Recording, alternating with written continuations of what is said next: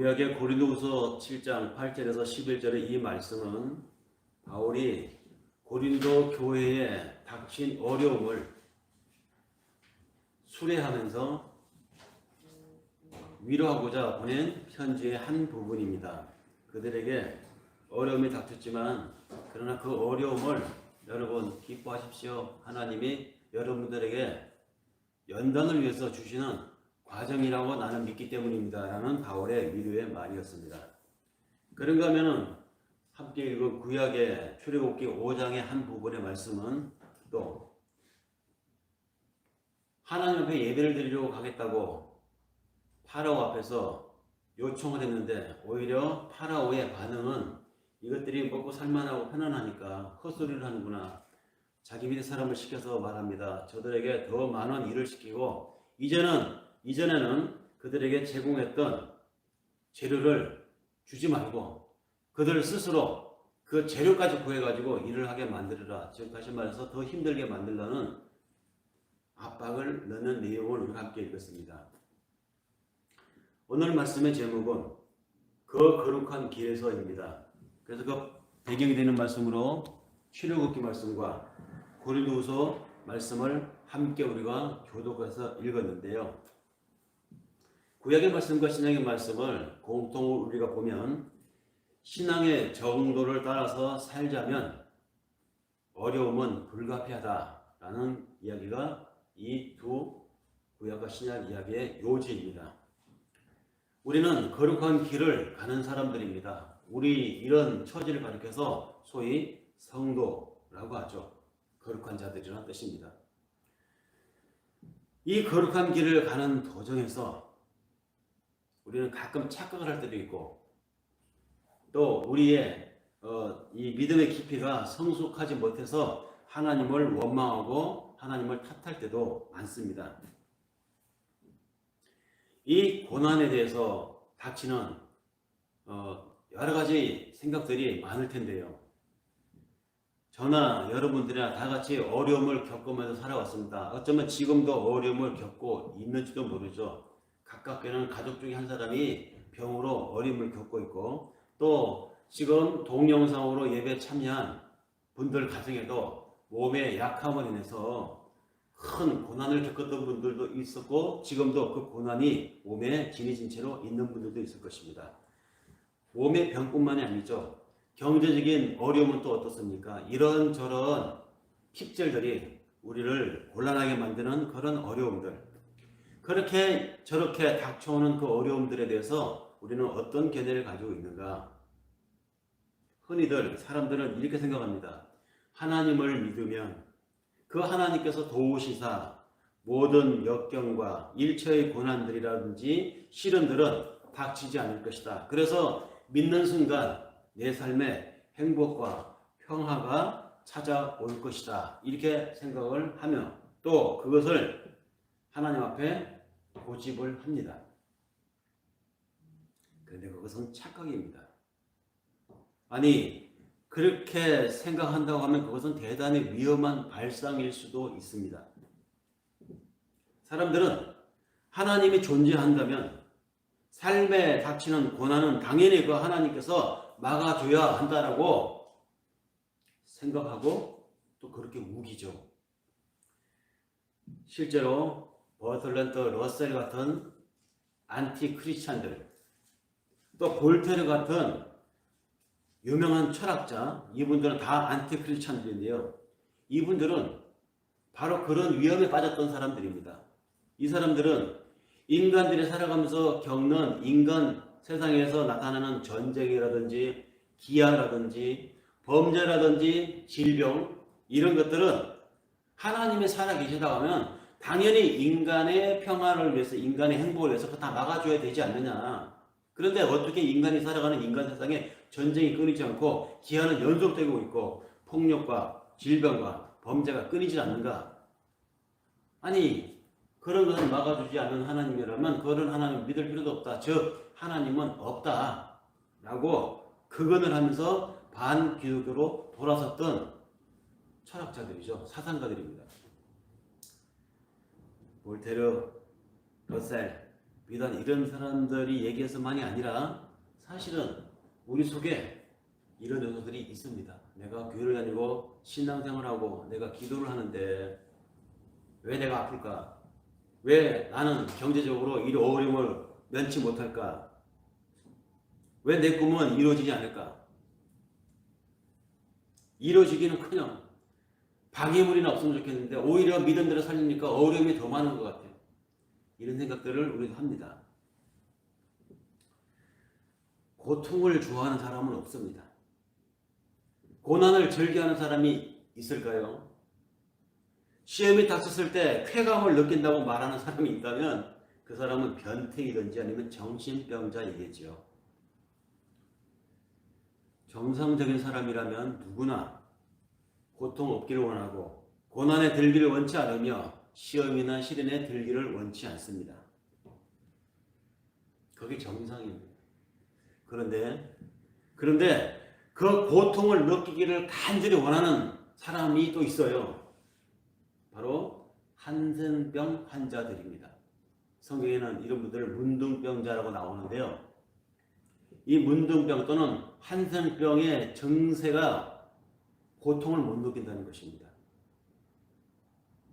이 우리 몸이 모든 부분에 다 신경이 지나가는데 그 신경이 병균에 감염이 돼가지고 그 신경이 감각을 못 느낀다는 것이죠. 바로 그것이 한센병입니다. 그래서 이 한센병 환자들은 뜨거운 물에 펄펄 끓는 뜨거운 물에 손을 집어넣어도 통증을 못 느껴요.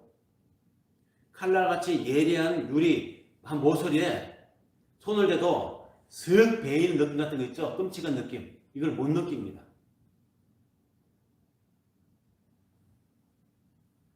그래서 펄펄 끓는 뜨거운 물에 세수를 해도 통증을 못 느끼기 때문에 그들은 그런 통증 감각이 없기 때문에 더 큰 위험에 노출되어 있는 환자들인 것이죠. 우리 몸은 우리가 알게 모르게 우리 몸을 방어하는 기제가 작동을 합니다. 눈을 크게 뜨고 있죠. 불알이면서 한 몇 초만 한쪽 방향으로 멈춰서 쳐다보십시오. 어떤 현상이 일어납니까? 눈이 시려집니다. 눈이 시려지면서 우리 몸이 그 눈을 보호하기 위해서 눈을 깜빡거리게 합니다. 아니면 눈물을 흘리게 하든지 그 눈 깜빡거림이나 흘러나오는 눈물이 우리 몸을 방어하는 기제들인 것이죠. 그 고통으로부터 더 큰 고통에 직면하지 않게 작동을 하는 것입니다. 근데 한센병 환자들은 바로 그 통각이 마비가 되어 있기 때문에 그들은 간절하게 고통 느끼기를 원하는 사람들이라는 말이죠. 고통은 이렇게 우리 몸을 보호하기 위해서는 꼭 필요한 기능입니다. 이 이야기를 우리 신앙인들이 우리 살아가는 삶에서 우리 살아가는 삶의 과정에서 일어나는 닥치는 고통과 고난 또는 시련에 대비시켜서 이야기해보면 어떤 이야기가 될까요? 하나님은 당신의 자녀들인 우리를 우리가 상상하는 것 그 이상으로 우리를 끔찍히 사랑하십니다. 당신의 아들을 우리 몸값으로 내주고 우리를 구해낼 만큼 우리를 사랑하시는 분이 바로 하나님입니다. 좀 과장해서 이야기하면 하나님은 당신의 자식보다 우리를 더 사랑했어요. 우리가 뭘 했다고? 대체 우리가 그 하나님을 위해서 무엇을 했다고 하나님 우리를 사랑하실까요? 그런데 그렇게까지 우리를 사랑하시는 그 하나님이 왜 우리 삶에 닥치는 고통에 대해서 모른 척 하시고 나한테 닥친 고난을 막지 않으시며 내 몸이 아픈데 그래서 내가 이 몸 아픈 걸 거두어 가달라고 그렇게 기도하는데 낫게 하시지 않으실까? 우리가 알기로는 분명히 하나님은 내가 세상 끝날까지 너와 함께 할 것이다 라고 말씀하시지 않았습니까? 아니 지금도 내 삶을 감찰하고 계시고 심지어 내 속에 들어와 나와 함께 내주하시는 하나님이라고 우리가 고백해왔고 그렇게 믿었는데 그런 나와 함께 밀접히 계시는 하나님이 왜 내가 고통당할 때, 내가 아플 때, 내가 힘들 때 방관하고 계시고 보고 계시고 모른 척하고 계실까요? 가끔 우리는 그런 작품을 접할 때가 있습니다. 독실한 믿음의 삶을 살았고 누구보다도 많이 기도의 생활을 해왔던, 그렇게 자부하던 어떤 사람이 자기 삶에 닥친 고통이 너무 무거워서 견디다가 끝내는, 견디지 못해서 차마 견뎌내지 못하게 되니까 하나님을 향해서, 하나님, 내가 지금까지 믿어왔고 내가 지금까지 기도해왔고 내가 지금까지 당신을 위해서 해온 게 얼마나 많은데 어찌하여 지금 나의 삶에 대해서, 내 고통에 대해서 이렇게 아무 일도 아니하고 계십니까? 라고 하나님에 대해서 그것을 퍼보면서 믿음의 길에서 돌아섰다는 그런 설정된 이야기들, 그런 독백들, 뭐 작품 속에서, 드라마에서, 뭐 이런저런 책들 속에서 종종 보게 되죠.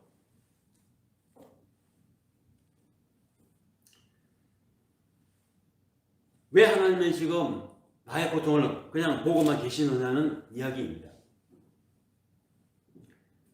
우리의 경우는 어떻습니까? 뭐 멀리 볼테를 얘기할 것도 없고 러셀의 얘기를 할 것도 없습니다. 우리 살아가는 과정에서 우리가 경험했던 것에 비춰서 한번 돌아보면 어떻습니까? 여러분들이나 저나 고통이 없었고 시련이 없었습니까? 많았습니다. 지금도 전염병 감염 기간이 지속되고 있어. 그 2년 동안 고통을 겪지 않았습니까? 교회가 예배가 중단되고. 이것은 거시적인 것이지만 여러분들의 개별적인 개개인의 가정의 삶, 한 사람 한 사람의 개별적인 삶은 또 어떻습니까? 고통 중에 있습니다. 아니, 산적해 있습니다. 우리 믿는 신자들의 삶에 그런 고난이 있었었고요. 그런 어려움들에 산적했던 적이 한두 번이 아니고 지금도 우리 몸에, 또 우리 삶에, 우리 여정에 있습니다. 그때마다 우리는 기도해왔고, 그때마다 하나님을 바라보면서 찬양했고, 그때마다 우리는 예배를 중단하지 않았고, 나름대로 하나님 앞에 활발했습니다. 그런데 그 고통이 사라지던가요? 기도했던 것이 요술처럼 하나님이 하루아침에 싹 걷어가던가요? 솔직히 아닐 때가 더 많았습니다. 기도하는데도 병은 떠나지 않고, 기도하는데도 경제적인 어려움은 여전하고, 기도하는데도 문제는 해결되지 않고 여전히 내 앞에 쌓여 있습니다. 그렇다면 어떤 이유가 있어서 그 고통을 그냥 하나님이 그냥 내버려두고 보고 계시는 것은 아닐까, 이런 생각을 해보지 않았습니까? 우리 이것을 한번 생각해 봐야 돼요. 우리가 당하는, 살면서 우리가 겪는 일체의 시련이나 어려움들은 간단히 몇 가지 말로 이거다라고 답할 수 없는 복잡 단단한 그런 속성을 가지고 있습니다.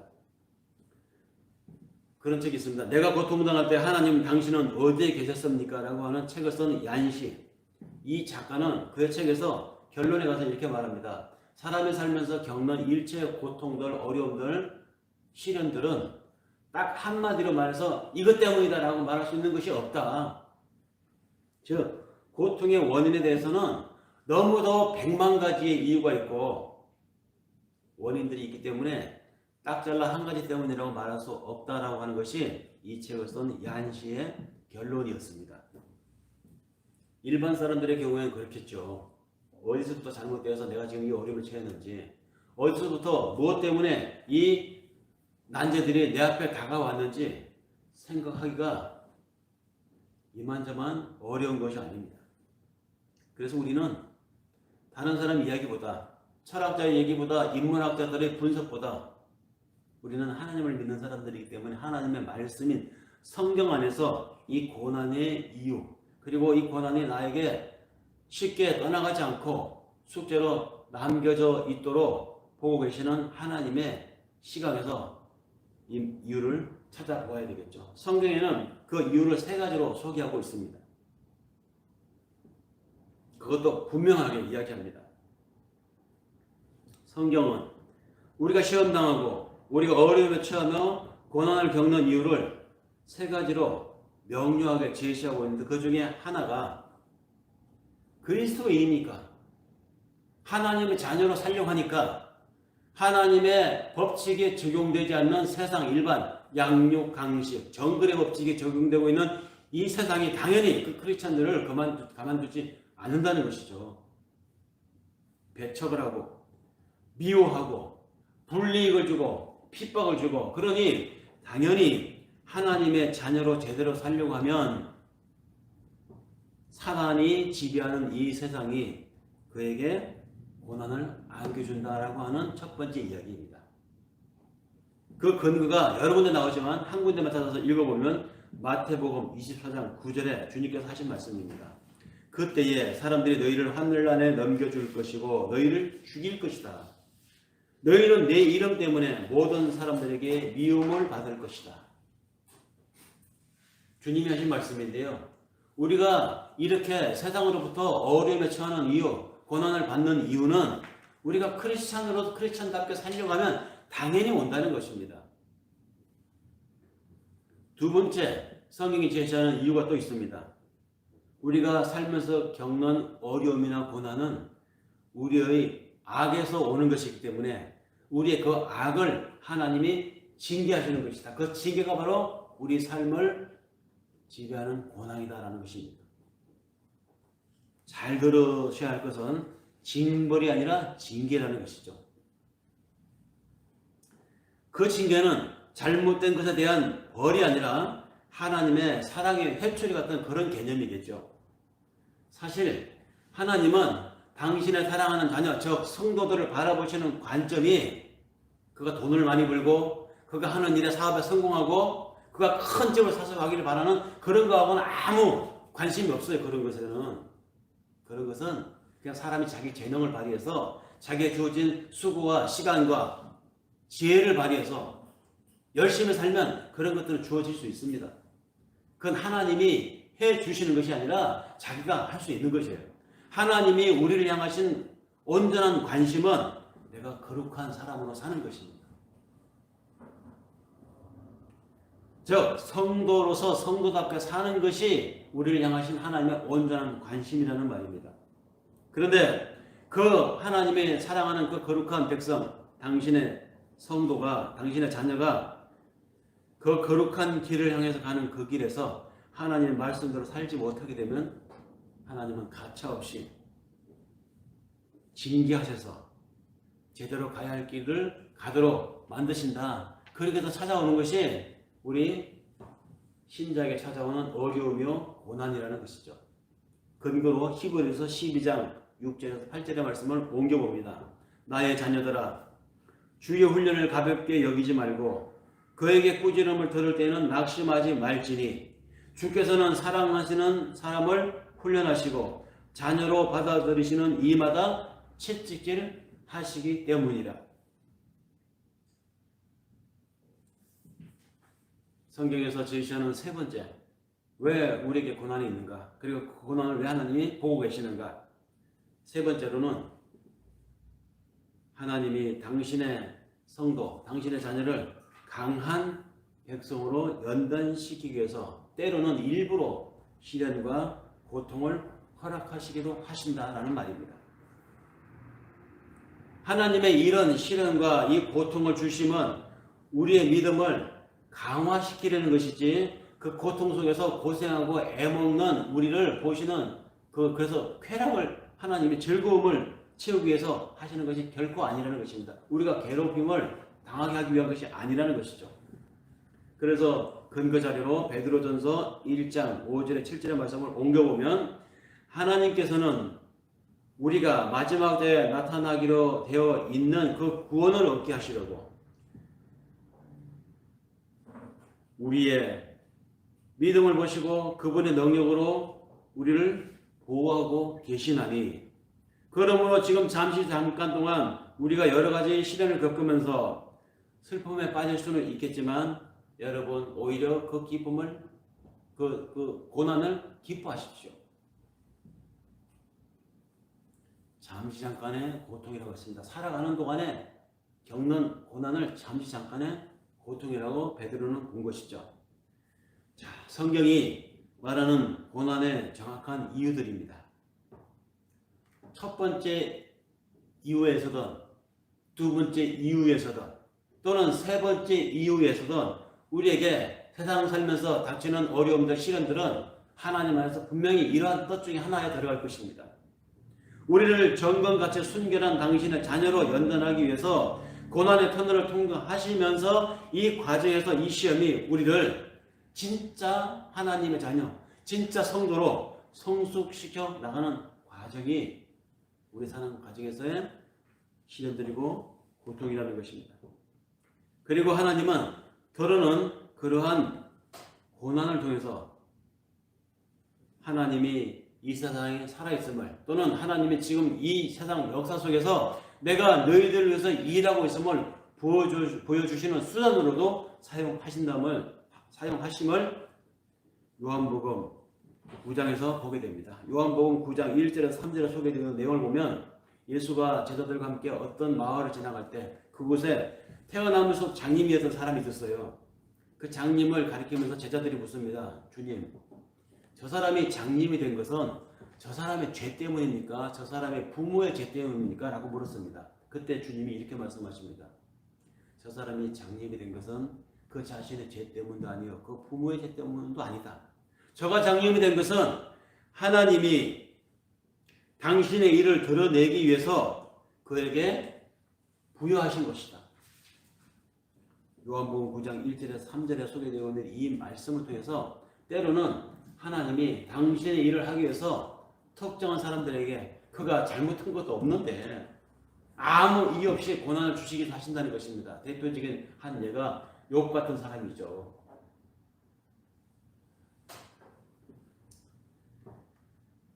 그리고 그런 시험은 우리의 마음을 온전히 하나님을 향하도록 합니다. 그래서 성경은 하나님께서 허락하신 시험이 우리 인생에 닥치면 우리에게 말합니다. 오히려 기뻐하라. 왜? 그래서 더 기도하게 하니까. 그래서 더 하나님을 찾게 하니까. 베드로전서 4장 12절에서 13절의 말씀을 인용해 봅니다. 여러분을 시험하려고 시련의 불길이 여러분 가운데 일어나더라도 무슨 이상한 일이나 생긴 것처럼 놀라지 말라. 오히려 여러분들이 그리스도의 고난에 참여하는 것이니 기뻐하라. 그러면 그의 영광이 나타날 때에 여러분이 기뻐 뛰며 즐거워하게 될 것이다. 성경의 중심은 이렇습니다. 그럼에도 불구하고 어떤 이들은 이렇게 주장을 합니다. 예수 믿으면 그 병이 접시에서 났고, 예수 믿으면 원하는 바 뜻대로 성공하게 될 것이다. 다 사기입니다. 성경을 왜곡하는 것이고 그렇게 말하는 목사들이 있다면 거짓 선지자들인 것이죠. 성도에게는 고난조차도 협력하여 선을 이루시는 하나님의 도구입니다. 그러면 또 어떤 사람은 이렇게 생각할 수 있어요. 고난, 고통, 시련, 이게 다 하나님에게서 오는 것이라면 하나님이 고난의 조성자이신가? 우리에게 닥치는 모든 어려움들이 다 하나님이 주시는 것이란 말인가? 그럼 하나님 책임이네? 이렇게 말할 수 있습니다. 그런데 아닙니다. 우리에게 오는 고난이든 고통이든 시련이든 그 모든 것은 다 우리의 죄의 결과입니다. 그렇다고 지금 병을 앓고 있고 지금 어려움에 빠져 있는 사람이 다 죄를 지어서 그렇다는 이야기는 아니에요. 고난의 조성자가 하나님이 아니라는 말입니다. 세상의 모든 고난은 인간의 죄에서 기인하였습니다. 질병이 그렇고 전쟁이 그렇고 살인이 그렇고 약탈이 그렇고 폭행이 그렇습니다. 그 어느 것 하나도 하나님이 창조해내신 것은 없습니다. 다 사람이 만들어낸 것입니다. 나의 죄에서 기인한 것이든 다른 이의 죄에서 기인한 것이든 일체의 이 세상의 고난들은 다 인간의 죄가 만들어낸 것입니다. 하나님은 단지 그러한 우리의 죄의 결과들을 우리의 선을 완성시키는 데에 이용하실 분이죠.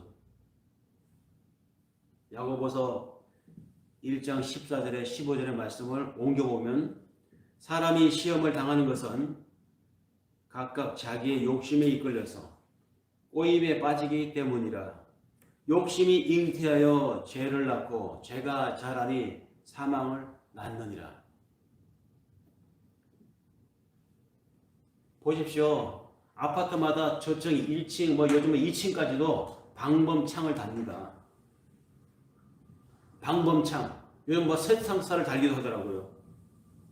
심지어는 자기가 운전하는 차에까지 함부로 다른 사람이 손을 못 대도록 방범 알람까지 닫습니다. 그 차 잘못 손대면 막 삐용삐용 소리가 나가지고 그 공해 너무 시끄러운 소리가 스트레스를 얼마나 낳습니까?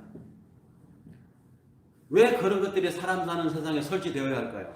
사람이 사람을 믿고 서로 선하게 생각하고 해석하면 안 될까요?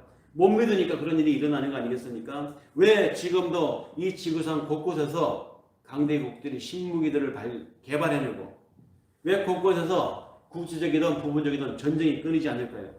왜 경제는 일어섰다 주저앉았다 하면서 우리의 삶을 불안하게 만들까요? 그리고 그 양상은 왜 갈수록 점점 더 고약해져 가고 더 극악해져 갈까요? 다 그 모든 원인이 죄인인 우리 인간의 악에서 비롯되는 것들입니다. 우리의 욕심이 강도를 낳고 살인을 낳고 우리의 나태와 우리의 식탐이 비만과 성인병을 만들었습니다. 우리의 이기심이 불안과 불편함을 야기시켜 왔습니다. 그런 우리가 어찌자고 자신에게 닥친 고통을, 자신에게 닥친 시련을 하나님 어찌하여 보고만 계십니까? 왜 나한테 이런 일을, 이런 어려움을 겪게 하십니까? 라고 감히 탓하고 원망할 수 있겠습니까?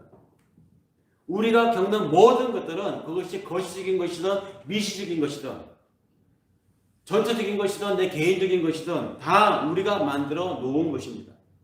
진짜 피해자는 하나님이에요. 가해자는 타락한 우리 인간들입니다. 하나님을 향해서 하나님의 자리에 몰아낸 것도 우리 인간이었고 그런 인간을 구원하려고 저 높은 곳에서 이 땅에 오신 그 하나님을 십자가에 못 박아 죽인 것도 우리 인간들이었습니다. 도대체 누가 피해자라고 누가 가해자라고 함부로 하나님 향해서 사태질하고 기도로 쏘아붙일 수 있습니까? 성경이 말하는 죄의 원인 그리고 고난에 대해서 우리는 정리를 해보았는데요. 그러므로 고난과 고통 또는 시련은 우리 크리스찬으로서 제대로 살기 위해서는 반드시 필요한 과정이라는 말입니다. 고통이 없는 한센병 환자들이 그로 인해서 더 큰 낭패를 당하게 되는 것처럼 하나님의 거룩한 백성으로 세상에 사느라면 이 죄된 세상에 토해내는 고통의 잔재물들이 우리들의 삶에서 감지되어져야 합니다. 우리 삶 속에서 제가 만들어내는 더러운 배설물들이 반드시 덜쳐져야 합니다. 그것이 내 삶에서 폭로되어져야 한다는 말이죠. 그것이 우리 삶에서 하나님의 자녀답게 살려고 하는 거룩한 그 삶의 도성에서 우리에게 고통으로 경험되어지는 것입니다. 생각해보세요. 고통이 없는 사회, 고난과 시련이 없는 그런 사회 속에서 불완전한 우리 인간들의 이 세상에서 경제적인 약자들을 위한 국률의 마음을 읽어낼 수 있겠습니까? 거기서 고통당하는 사람들을 위한 자비가 있을 수 있겠습니까? 거기서 우리가 감내해야 될 인내 같은 거 필요할까요? 서로를 위한 격려, 위로 그런 것이 과연 고통이 없는 세상에서 존재할 수 있겠습니까? 우리가 성도로서 삶 속에서 맺어야 하는 친절, 온유, 용기, 순종 이런 성령의 열매들은 아무 고통이 없는 고난이 없는 세상에서 학습되어질 수 없습니다. 경험될 수 없습니다. 약한 자가 있으니까 그 약한 자를 위한 나의 관용이 발휘가 될 수 있는 것이고 고통에 처한 자가 있기 때문에 그 사람 때문에 내가 참아줄 수 있는, 그 사람 때문에 함께 가려고 하는 연대의식이 우리에게 생겨날 수 있는 것입니다. 성령의 열매가 발휘될 수 있는 것. 고통이 있는 세상이기 때문에 가능합니다. 말씀을 마무리할 때가 된 것 같습니다. 러시아의 유명한 소설가, 다 아는 러시아의 작가가 있죠. 도스토옙스키. 이 사람은 무슨 일로 인해서 잡혀가서 사형 언도를 받고 언도 받은 지 8개월 만에 사형 집행을 당하게 됩니다. 그가 사형대에서 집행을 당하면서 사형대에 올라서는 순간 이제 집행자가 묻습니다. 마지막으로 남길 말이 없겠는가 라고 유언을 남기라고 이야기하죠. 도스토옙스키가 무슨 할 말이 있겠습니까? 이제 마지막이구나 라고 고개를 들어서 사형대 그 집행대 위에 올라서서 올가미 앞에 얼굴을 디밀고 눈을 감기 전에 먼 하늘을 바라보았습니다. 그때 그의 눈에 들어온 파란 하늘, 지평선에 닿는 곳에 러시아 정교회의 그 두물에 있는 파란 교회, 그 두물된 파란 둠탑 위로 솟아있는 십자가가 눈에 들어왔습니다. 근데 그의 눈에 마지막으로 죽기 직전에 눈에 들어온 그 십자가가 도스토옙스키의 마음에 묘한 여운을 일으키게 됩니다. 이제 사형이 집행됩니다. 막 사형이 집행돼서 그의 목숨을 끊으려고 하는 그 순간에 소설처럼 황제의 사자가 급하게 달려와서 형 집행을 정지하고 그를 유배 보내라고 하는 명령이 하달됩니다. 정말 드라마 같은 순간적인 일이었어요. 그래서 도스토옙스키는 사형 집행을 면하고 대신에 시베리아로 유배길을 가게 되는데요. 도스토옙스키는 그 시베리아 유배길을 가면서 계속 그의 마음속에 그가 죽는 마지막 순간에 그 파란 하늘에 교회 첨탑에 올라가 보였던 그 십자가가 계속 머릿속에 남았던 것입니다. 그래서 그는 유배지 시베리아에 도착하자마자 수소문 끝에 성경 한 권을 구했습니다. 그래갖고 성경을 유배지에 있는 동안에 계속 읽은 것이죠. 또 읽고 또 읽고 또 읽고 전 시작부터 창세기부터 요한계시록까지 계속 읽고 또 읽고 해서 그는 하나님이 누구인지 신앙이 어떤 것인지 알게 됐습니다. 거기서 그 유배지에서 그는 인격적인 하나님을 만나게 되었다고 합니다. 거기서 그 유배지에서 그가 썼던 소설이 있습니다. 죄와 벌, 까라마조포의 형제들, 이런 유명한 작품들이 다 거기에서 나온 것입니다. 죄와 벌이나 까라마조포의 형제들, 이 두 작품은 모두 인간의 죄와 하나님에 관한 것이 중심 주제입니다. 훗날 까라마조포는 자유인이 되어서 작품 활동을 자유로이 할 때 사람들에게 이렇게 말했다고 합니다. 만약에 누군가가 아무도 반박할 수 없는 명확한 증거를 가지고 성경의 이야기는 다 거짓말이라고 말을 한다 해도 나는 그 사람이 하는 참말보다 그가 거짓이라고 증명한 하나님의 말씀을 믿겠노라고. 도스토옙스키에 있어서 그의 고난은 그의 삶을 구한 하나님의 선물이었던 것이죠. 함께 읽은 출애굽기 내용에도 마찬가지입니다. 하나님을 섬기는 일을, 하나님 앞에 제대로 사는 삶을 보이겠다고 말한 히브리인들을 향해서 세상으로 상징되는 파라오는 오히려 그들에게 기존에는 노동에 제공했던 재료까지 끊어버리면서 저들을 더 힘들게 하라. 저것들이 이제 살만한 것보다 저것들이 자기들의 궤변에 자기들이 하나님 섬긴다고 감독관에게 명령합니다. 더 많은 일을 주고 재료도 끊고 저들을 더 혹독하고 힘들게 다루어라. 하나님의 뜻대로 살려가면 세상이 우리들에게 그렇게 하는 것이죠. 그 고난을 우리는 기꺼이 받아들이면서 고난 속에서 하나님이 더 가깝게 다가오고 하나님의 영으로 나의 영이 더불어서 더 맑아질 수 있는 삶을 사는 여러분들이 되시길